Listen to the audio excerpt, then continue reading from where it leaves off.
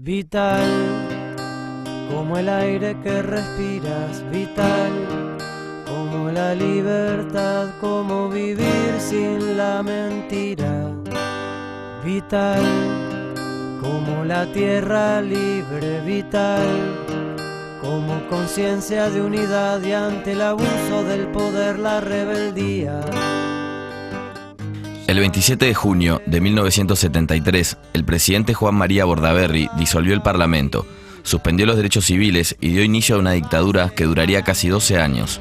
Las Fuerzas Armadas asumieron la conducción del país y el terrorismo de Estado pasó a ser una práctica habitual, con torturas, persecuciones, destituciones, secuestros, asesinatos y detenciones ilegales. Aún hoy se desconoce el paradero de decenas de uruguayas y uruguayos desaparecidos en ese periodo.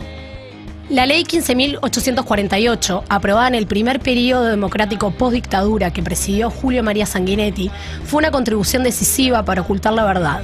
Establece que el Estado renuncia a su facultad de juzgar y sancionar los delitos cometidos hasta el 1 de marzo de 1985. Delitos cometidos por militares y policías, por móviles políticos o en cumplimiento de sus funciones. Y que será el Poder Ejecutivo en cada caso quien determinará si el Poder Judicial debe juzgar o archivar las denuncias. En 1989, una campaña de recolección de firmas llevó a referéndum la ley de caducidad. Esta iniciativa fue acompañada por el 43% de la población en las urnas. La norma siguió vigente. La legislación uruguaya establece que para casos de iniciativa popular se exige la mitad más uno de los votos. 20 años después, tras una nueva consulta popular, la anulación de la ley de caducidad es acompañada por el 47% del electorado. Diversas expresiones y reflexiones fueron recolectadas de esta campaña.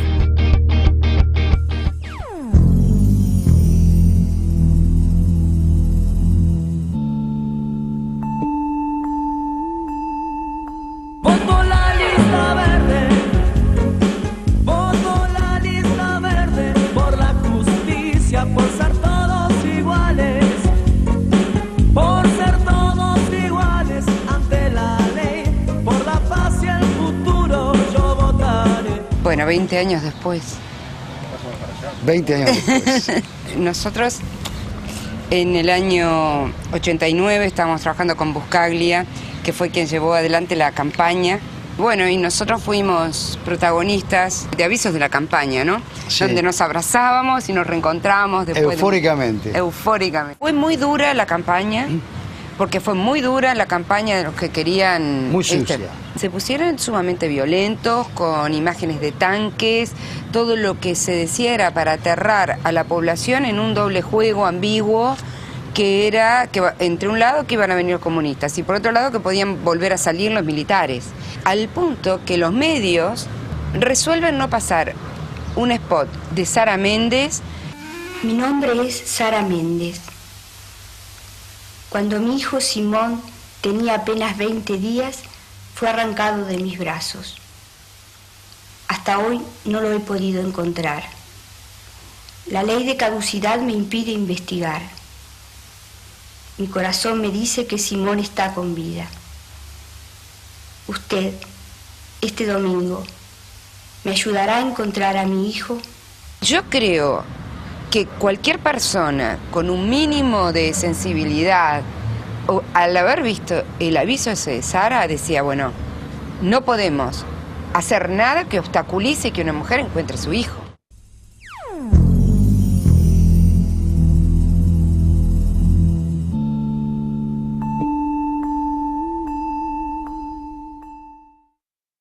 Yo encuentro como un punto que para mí fue como clave en la junta de firmas, es cuando a partir de octubre de 2008, con los cálculos que se tenían de las firmas que se habían recolectado hasta esa fecha y del tiempo que teníamos, que era abril 2009, el plazo para la juntada de las 290.000, 280.000, hubo como un acelere, no daban los plazos. Y de a poquito empezó a juntar gente, así, un montón de gente empezó a juntar firmas, y había gente que era como así, como de un sindicato, había gente que no, había gente que le pintaba por la suya. Se armó como un grupo mucho más sólido de jóvenes que estaban permanentemente o planificando actividades o haciendo jornadas de recolección, demás, y ahí hubo como un increyendo brutal, ¿no? Se juntaron, no sé, 70.000 firmas en 3 meses, lo que no se había juntado en un año, no sé. Hicimos algunas actividades que convocaron bastante, que una fue la transmisión por radio desde la Plaza Libertad. Juntándonos fundamentalmente, digo, Mateína, el programa que hacemos con Mariana y con otros compañeros, con Yo Te Lo Dije, el programa con que compartíamos la tarde en la 1410 AM Libre, con La Negra Casablanca, Carlos González, El Cuervo Umpierres, haciendo transmisiones para poner lo nuestro y para sumar, sobre todo para ser intermediarios entre un montón de voces de protagonistas de la cultura y de referentes de distintos ámbitos. Y fue una experiencia conmovedora bajo todo punto de vista, porque ahí se juntaron desde historias de vida imponentes hasta argumentaciones muy contundentes y muy sólidas de todo tipo de personas de nuestro país, de toda edad, tipo, pelo y color.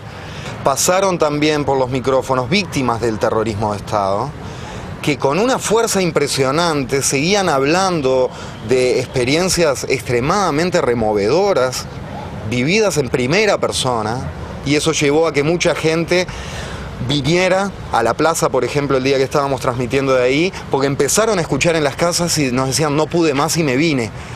Hasta que un día en octubre, donde aquello estaba como, parecía que el tema no estaba instalado, que todos los problemas eran que si Mujica, que si la calle, que si esto y aquello, Sara Méndez se le ocurre que hay que hacer una marcha. Y bueno, y ahí entre las 5 que nos reunimos, dijimos que sí, que podíamos hacer una marcha, que podía estar el 20 de octubre, ahí se nos ocurrió que podía tener que ver como hacer una especie de contramarcha del silencio, para que fuera la última vez que hubiera una marcha de estas características con ley de impunidad vigente. Si bien después se empañó todo y se ennegreció con el resultado electoral, el día ese de la marcha final fue un día, me parece, inolvidable para los que lo vivimos, por el clima que se vivió, por la cantidad de gente que había, de distintas generaciones tan diferentes, y que nos demostró que podíamos estar juntos y conmovidos en algo tan profundo como era el motivo por el cual estábamos ahí juntos, ¿no?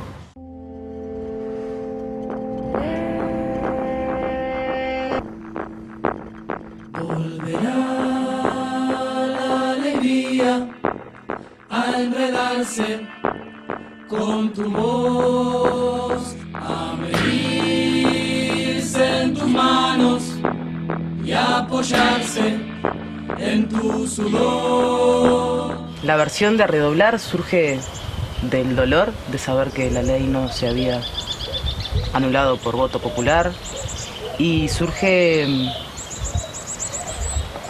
en el reconocimiento de que ese dolor no era solo individual, en las ganas de que los músicos más jóvenes nos comprometiéramos socialmente con ese tipo de cosas.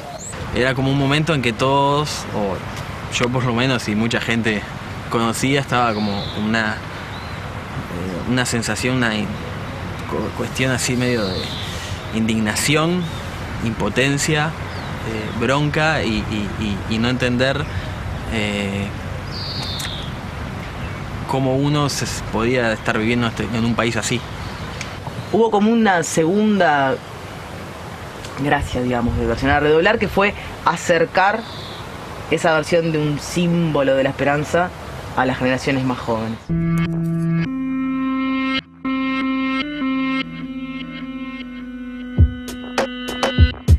Se eriza la piel color café. Yo tengo la fe de que mis hijos también canten lo pasado y no lo vivan olvidados. Acá estamos repasando, no importa qué bando, a solo de bandoneón te recito mi mandado, resultado del candado que nos han colocado. Cambio el guión, otra vez el mismo actor en la escena. Qué problema, no le dé más avena a las hienas que no pagan lo que deben. No olvidamos la memoria, hijos del presente de esta historia, conscientes del futuro nos toca nuestro turno. Rompemos el nudo con amor profundo y ese asunto del mañana es lo nuestro. Música maestro, con respeto dejo esto, me manifiesto. Todos los artistas en general tenemos una responsabilidad extra, porque somos portadores de una voz que se escucha y entonces hay cosas que tenemos que decir. Es difícil, o le resulta difícil siempre a la cultura demostrar cuál es su rol. El teatro te da material para vivir, la salud te da capacidad de disfrutar, la cultura le da sentido a que vos vivas. Es un pensamiento muy largo, pero esto explica tal vez por qué los que trabajan con una sensibilidad tal vez más a flor de piel sienten inmediatamente el llamado del derecho humano a decir esto se cae de Maduro, y también es responsabilidad de ellos no lograr transmitirlo. Si no lo están logrando transmitir en profundidad en una sociedad, si los cambios culturales no están siendo profundos en la sociedad, ¿cuánto más van a hacer en una campaña política? El capitán abandonó la nave en picada. ¿Qué puedes hacer con la daga clavada en tu espalda? Somos hijos de la siembra. Mira cómo tiemblan los reyes del mundo cuando deslumbro y tumbo estructura ruda en tesitura de estrategia que solo nos manipula. Tarde o temprano. Tocamos en el lanzamiento de la campaña allá en el Teatro de Galpón en el 2008. Tocamos en Florida. Tocamos en el cierre. Nosotros hicimos las 3 actividades en el interior, en Maldonado, en Shangri-La y en Florida, y después hicimos una actividad más grande con una lógica de cierre en Montevideo, en la Explanada, que iba desde obra de teatro a bandas, stencils. A su vez queríamos sacarle un poco del tema de terror y plantearlo desde nuestra mirada, de lo que significa para mí, que tenía 22 años, la ley de caducidad.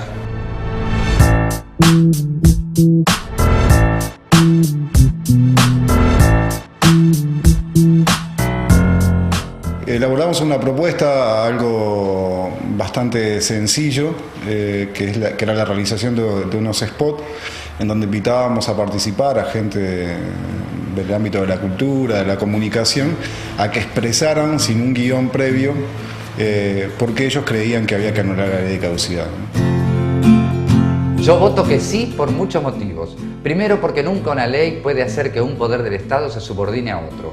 Segundo, porque creo que todos los uruguayos tenemos derecho a saber qué pasó con nuestros familiares, cuándo, dónde, por qué y dónde están. Voto que sí porque el voto verde lo tengo acá. En octubre, voto que sí para anular la ley de caducidad.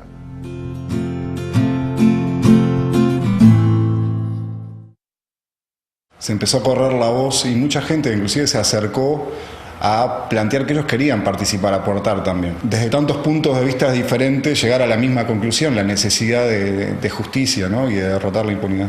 Me llamaron para filmar esos spots. Para que tenga realmente fuerza tenés que llegar a los medios masivos. Y claro, los medios masivos de comunicación acá están más que pintados. Entonces tuvimos que buscar canales que nos permitieran, con muy pocos recursos o ninguno económico, tratar de difundir el pensamiento de toda esta gente que aportó a esta campaña, ¿no?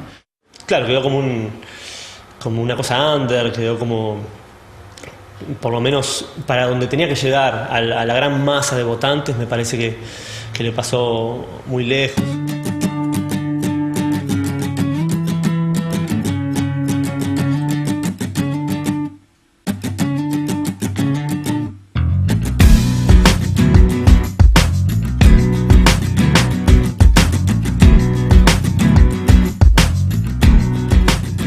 Hay una leyenda japonesa que promete que al que pliegue 1000 grullas se le va a cumplir un deseo, un milagro. Nosotros empezamos porque queríamos hacer algo con las papeletas. Después del plebiscito nos quedamos, como mucha gente, muy angustiadas y para buscar la manera de decir, los que votamos que sí, tenemos esa convicción y no nos importa que no haya salido.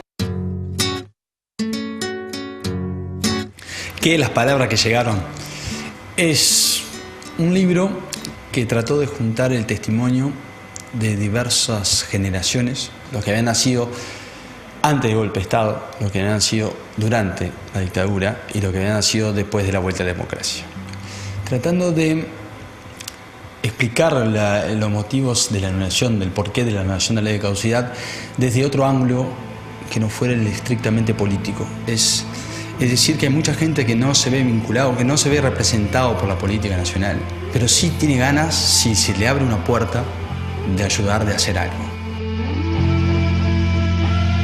Nunca más dinosaurios, uniformes y garrotes, nunca más balas y sus tanques contra bloques, nunca más anormales torturando con sus fueros, nunca más ciudades bajo mando de los miedos, nunca más. hay una militancia del siglo XXI que se combina con la alegría de estar juntos, tratando de cambiar algo, por más que sea algo sea tan duro y tan doloroso, y atrás estén las historias más terribles que nuestro país conoce en los últimos años. Hay un cambio en la cabeza de la militancia no es sacrificio, o sí es sacrificio, pero no es solo sacrificio. Esto lo hago porque está bien, pero está bueno hacer esto. ¿Qué le encontré de diferente? Le encontré una participación más de la gente común, de los artistas, pero no de los artistas de primer órgano o de primer plano, sino de compañeros míos que veo que hacen música, que están y que iban y venían, los comunicadores de los medios, poder ir a la plaza, hablar con la gente, fue algo que nos gustó muchísimo a todos. ¿Qué es lo más fácil de coordinar? Y bueno, llamarse entre amigos y decir, vamos a la calle a repartir papeletas. Y ahí fuimos a la Plaza Libertad, que tiene todo un significado histórico también. Y entonces había como un debate pequeño ahí entre la gente. Vos mostrabas tu bandera, que era la papeleta, y se acercaba gente de todos los colores. No tenemos ni idea, por estar metidos y por más o menos estar informados, el nivel de información del pueblo. Por eso es que le achaco tanto a la clase política de no haberse preocupado en difundir esto. Nosotros fuimos a presentar en distintos departamentos y en todos los departamentos vimos que solamente las personas muy vinculadas a la política estaban realmente metidas en el tema. A mí me tocó en Tacuarembó, por ejemplo, hacer una presentación en plaza pública y una hora y media antes salí a repartir folletos y a tratar de hablar con jóvenes y no sabían de lo que estaba hablando. Me tocó también de ir en radios comunales, en barrios carenciados, en Rivera, y que hasta el conductor del programa no sabía de lo que estaba hablando. Pero sí es como ese trato que le dieron los medios, ¿no? Que para llenar un espacio, que bueno, la noticia ya no tiene ningún efecto, no, te dicen, los muchachos que hicieron una versión del tema, el coso, y qué lindo, ¿no? Canal 12, Canal 4, Canal 10, etcétera, etcétera. Pero horas antes del plebiscito, antes de las elecciones, se negaron a pasar la cadena nacional con los hijos de los desaparecidos. Para mi entender, podría haber aportado muchísimo en la opinión pública.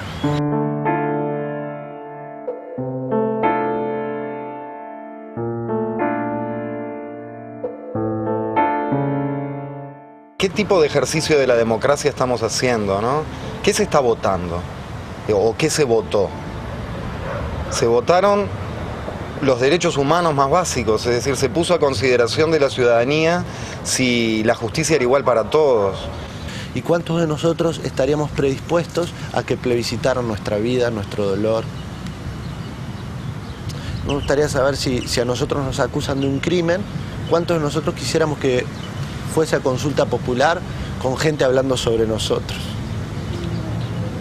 A mí me gusta hacer eso, o si no, preferiríamos que fuera un juez y un abogado, gente que estuviera especializada en el tema.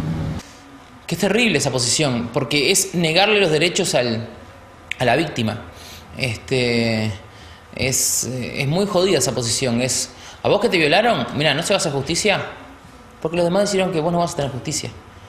Las leyes supranacionales a las cuales ha adherido Uruguay, los acuerdos a los que Uruguay ha adherido y que ha irrespetado repetidas veces con la ley de caducidad y que le valieron muchos llamados de atención de organismos internacionales, dicen que hay derechos humanos básicos que están por encima de la legislación de cualquier país y que metiendo al miedo de por medio y a la desinformación de por medio y poniéndolos a consideración en un ejercicio democrático muy tullido, está todo mal desde el arranque. Me pareció una imprudencia hacer la votación y me pareció una especie de irresponsabilidad de los gobernantes en medio de las campañas, del actual presidente y todo lo demás, no hacer campaña por el voto rosado. Es decir, quedamos bien, tenemos miedo de que no nos voten, entonces no le decimos a la gente que hay que votar esto.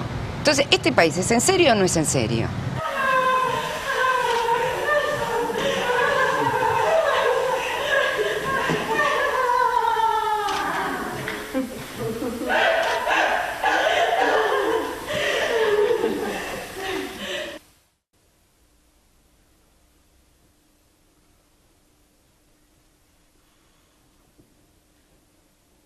Yo más o menos por el año, yo que sé, hace un poco más de 2 años, 2008 o un poco antes, empecé con un trabajo a nivel enfocado en el ámbito familiar sobre esta temática, y entonces empiezo como a trabajar alrededor de eso y decido trabajar directamente con ellos, con mi familia. Actos de Amor Perdido es una obra escénica que yo la defino como una obra de danza contemporánea. Trabaja sobre algunos como lugares dicotómicos, ¿no? Patria o muerte, lo colectivo, lo individual, que creo que fue una de las cosas que encuentro en toda esta temática. Digamos, la situación familiar para mí es como muy parecida, ¿no? La comunidad íntima familiar a la sociedad, ¿no? Hay como procesos, como yo le llamo la obscenidad, lo que no puedes hablar, lo que no puede ser traído, simplemente porque causa dolor, entonces mejor no lo hablo, mejor no lo trato. Hay procesos muy parecidos en los cuales sucede como nos pasa como sociedad. Buenos Aires lo espera con la luz encendida y al Discampos lo lleva a la diversión. A Buenos Aires. Buenos Aires, 7 de septiembre de 1973. Señor embajador, tengo el honor de dirigirme al señor embajador para acusar recibo de sus notas confidenciales número 151, bájese de la hamaca si usted quiere charlar con su hijo. Se puede sentar en los bancos o lo puede amacar a él, que es un niño. Usted no. El proyecto Todo Bajo Sospecha es una iniciativa surgida desde una ONG, Compromiso Social Cooperativo, que incluye distintos componentes. Una obra de teatro que se basa en los archivos de inteligencia policial, del Ministerio de Relaciones Exteriores, del Servicio de Información de Defensa y otros organismos que desde el Estado hicieron al control, a la vigilancia y a la represión de la sociedad durante el periodo de la década del 70 y mediados de los 80.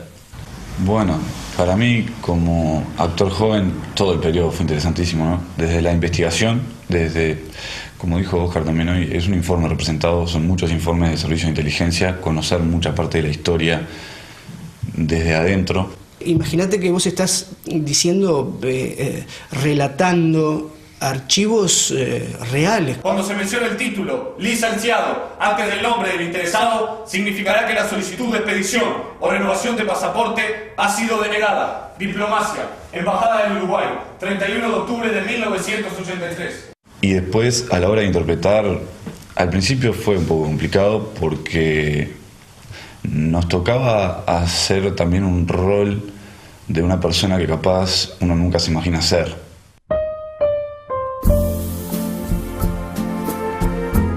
Esa hija que ambos perdieron y sobre la cual construyeron un modelo moral existencial.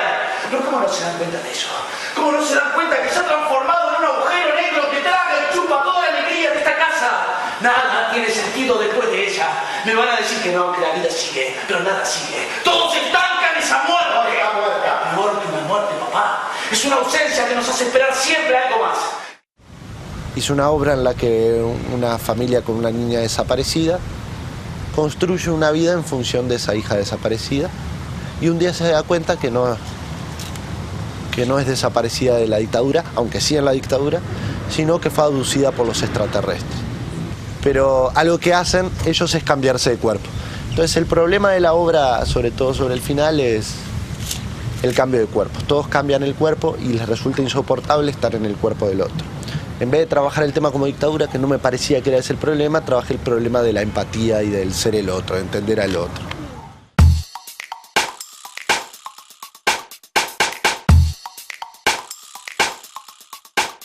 El proyecto consiste en registros fotográficos de muros que nosotros inicialmente considerábamos que eran muros que habían resistido durante la dictadura, los muros de la clandestinidad. Rescatar esos muros que aún sobrevivían después del paso del tiempo.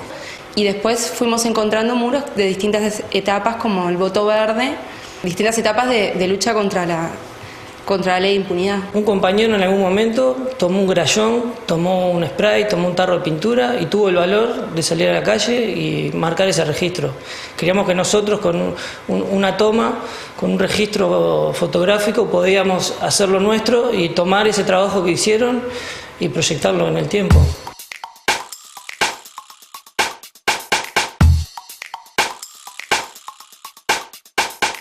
la gente muchas veces no solo no se informa o no se quiere informar, sino que a veces se lo niega, ¿no? Dice, no, pero yo prefiero negar. Me cuesta entender que haya gente que se alegre con que una ley de impunidad siga, que haya gente que no le crea a mujeres y hombres torturados, desaparecidos. A mí me cuesta, yo no sé, yo puedo decirlo, soy una persona igual en ese sentido, no, yo no les creo porque los conozco, no los conozco, no necesito conocerlos. Luego de intensas campañas de distinto tipo, por distintos medios, mucha gente de distintas ideologías no se cuestiona este proceso como algo importante, sino que es algo horrible que sucedió hace mucho tiempo, pero bueno, ya está, y no joroben más, no sigan hablando. ¿Cómo impregnó a la sociedad uruguaya toda la política de los ojos en la nuca que sostenía el expresidente Sanguinetti? No, hay que mirar para adelante, eso ya pasó, no importa. En un punto digo, claro, obvio, si vivimos en una sociedad cada vez donde menos nos vemos menos, es más virtual todo, yo no estoy para nada en contra de la sociedad, es más, creo que estamos mucho mejor que años atrás. Pero si hay ciertas cosas que ya las damos por naturales, pues en algún punto es natural que yo no tenga empatía por el dolor ajeno. Me parece que es un resultado coherente a lo que somos nosotros, a lo que es nuestra sociedad, a lo que somos como uruguayos. El tema de que hubiera salido es también después enfrentarse a algo que todavía no sé ciencia cierta qué es lo que va a ser. Es un cambio que no puedo manejarlo, entonces mejor no. La gente no lo votó por un montón de cosas, sobre todo además porque tampoco había necesidad de votar en contra. Y el uruguayo es muy de una herencia que tenemos de la dictadura, el no te metas. Creo que también nos salió porque no hubo suficiente información real, porque hay gente que trabajó mucho, muchos trabajamos, y cuando íbamos al interior nos damos cuenta de que la gente no estaba informada realmente y había mucha confusión. Entonces, al no haber una papeleta por el no poner la ignorancia, el no saber, era un voto al no. Entonces, creo que la primera razón es la desinformación. Falta de apoyo de los partidos políticos que habían comprometido su apoyo al plebiscito. Un error de cálculo brutal, no sé, es un plebiscito con elecciones nacionales, infinita sumatoria de errores, creo yo, y a ninguno le adjudicaría como el rol fundamental, salvo ponerme en el paso 1 es de haber llevado el plebiscito a la práctica. Ese día yo estaba jugado que ganábamos, la verdad que me la jugué muchísimo. Fue capaz más fuerte que la primera vez. La primera vez me caí y me decepcioné, pero la segunda como que estaba tan afirmado en los pedales que me parecía que era imposible perder y me enojé con este pueblo. Me enojo muchas veces, pero ese día me enojé mucho, de verdad. O sea, de que estás viviendo en un lugar que de momento cuando las papas queman, cuando hay una oportunidad de hacer algo relevante, no por uno, sino por, no sé, la sociedad en conjunto, no pasa. Me acuerdo la buena noticia del Sordo González, dándolo por la tele, que habíamos ganado, y me acuerdo de volver a ver la tele media hora después de haber hablado con, no sé, 50 personas diciéndole ganamos, volviendo a ver la tele y corrigiendo la información de que en realidad el plebiscito no se había ganado. El juego mediático ese de decir se aprobó, sale, no sé cuánto, y a los 15 minutos, 20 minutos el balde de agua fría y decirte, no salió, ¿sabes qué? Perdón, mal yo, pero no salió. Y después me acuerdo mucho de Edgardo Martínez y Marioff, horas después, cuando con mucho cinismo dijo que sí, que se llegaba, que atenti, y después dijo, no, me confundí, era en Canelones. Y que un delegado de mesa, medio distraído, cansado, le pueda pasar, no pasa nada. Que yo o vos o cualquiera le pase, no pasa nada. Al presidente de la Corte Electoral, que está todo el tiempo manejando números y que tenía bien claro que no se llevaba, que lo haga, yo que me disculpe, pero no fue sin querer. Y quiero creer, aunque me parece que es difícil, que esa persona no está más en ese cargo, pero debe seguir estando. Y me pareció como un juego tan retorcido, ¿no? Porque es como...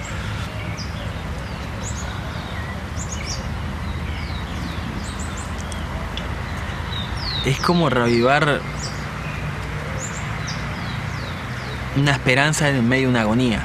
Creo que eso empeoró el dolor, haber tenido en la mano que sí, ¿no? Que se escapara, sí. Es una tarea permanente la educación, la reflexión para aportar al nunca más violencia política en el Estado uruguayo. Pero sí es importante el conocer y el debatir y el hacer pimpones entre la gente y no prohibir o tapar o ocultar algunos grandes detalles que ocurren en la historia. Es una cosa ejemplarizante, una sociedad limpia asume lo que pasó y una vez que asumió lo que pasó actúa en consecuencia y trata de limpiarla. Es una cuestión de decir, ocupo este lugar y se respeta a la gente. Y no quedar así tipificado que si un tipo mata a alguien va a la cárcel y estos otros con gente atada, con chiquilines, con violaciones a chiquilines, asesinatos, con gente, las cosas que hicieron a todas las mujeres. Y que todo eso quedara sin consecuencia, como que había sido algo que sucedió como si hubiera sido un accidente o una enfermedad. Hay otra cosa más, no cundió el ejemplo. O sea, al no haber castigo, vos estás avalando que lo que pasó no está tan mal. Otro golpe bajo también es entender que esto sigue así, que siguen siendo desaparecidos, pero no solo que siguen siendo desaparecidos, sino que gente que los buscaba se fue sin saber dónde quedaron. O sea, Esther Gatti, por ejemplo, se fue hace menos de un mes sin saber nunca qué pasó con la hija, ¿entendés? Y eso es como... No hay palabras para describir eso. Sigue vigente la desaparición hasta que no se sepa cuál fue el destino final de estos desaparecidos. El crimen se sigue perpetuando y la sociedad toda es cómplice de ese crimen. Cuando se tapa así es como una prohibición al crecimiento de la sociedad, que yo creo que las sociedades están creciendo. Para mí la sociedad humana va a pasos muy, muy lentos, pero va... haciéndose cada vez más sensible, más humana.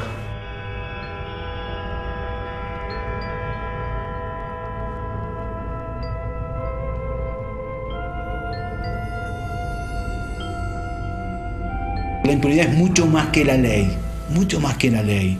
Entonces vamos a eliminar del ordenamiento jurídico, no me cabe duda, por alguna vía, en algún momento, esa aberración. Y vamos a seguir al otro día luchando contra la impunidad, contra el secretismo. Y lo que pasa es que es una cuestión atemporal. No es una decisión que haya que caduque. Más bien todo lo contrario. Es una cuestión de derechos humanos, de impunidad, de justicia y de memoria. La historia macro, ojalá siga con cada vez más personas conscientes y comprometidas de esa búsqueda de un mundo mejor. Y ojalá algún día esa ley que nos está sobrando deje de sobrarnos. Tendremos que hacer otro, y otro, y otro, y otro, porque la lucha es por verdad y justicia, no se termina tampoco con derogar esa ley. El asunto es mucho más profundo. Ok, lo tendremos. Se sacará, se anulará, se derogará. Pero ¿qué pasa con aquellas personas que siguen sin tener la empatía de esto? Porque el corazón no quiere entonar más retirada. Porque el corazón no quiere entonar más retirada. Porque el corazón no quiere entonar más retiradas. Porque el corazón no quiere entonar más retiradas. Porque el corazón no quiere más retirada, no quiere más retirada.